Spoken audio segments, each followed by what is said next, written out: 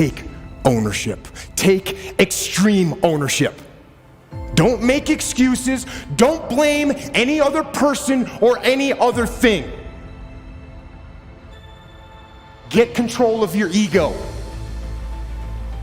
Don't hide your delicate pride from the truth. Take ownership of everything in your world, the good and the bad.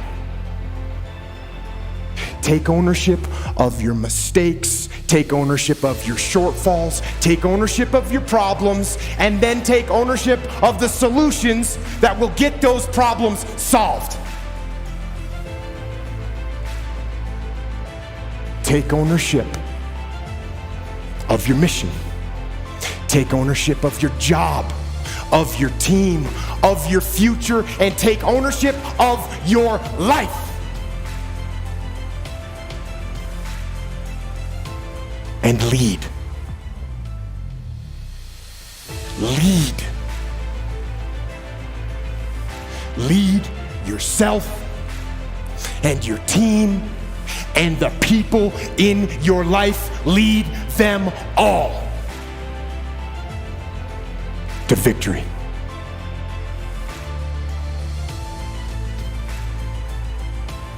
You're never, ever, ever, ever going to feel like doing the things you need to do in order to have what you want.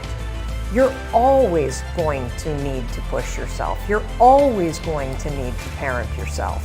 So what is the net advice on this? What is the bottom line? The bottom line is no one's coming. No one. No one's coming to push you. No one's coming to tell you to turn the TV off.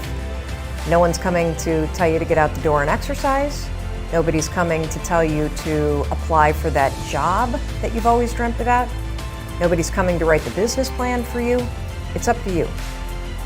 And because you're only ever going to do the things that you feel like doing right now or that feel good right now, unless you understand that you've got to parent yourself, you got to push yourself, you're not going to make your dreams come true. You're just not. We're not wired that way. You weren't born that way, you weren't that way when you were growing up, and you're certainly not that way as an adult. And there's a tremendous amount of liberation that comes when you accept the fact that you're always going to need to give yourself a push.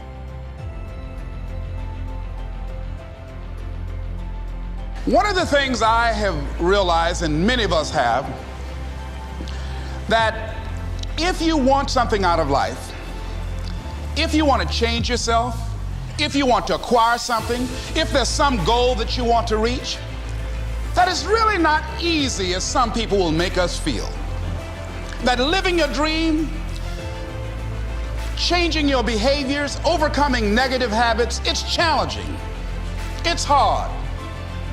That living alone is just very difficult. And once we begin to come to grips with the fact that living is difficult, life is very challenging. So how do we begin to nurture that hunger? What are the characteristics or the qualities of people that are hungry? What will it take for me to get some of the things that I want?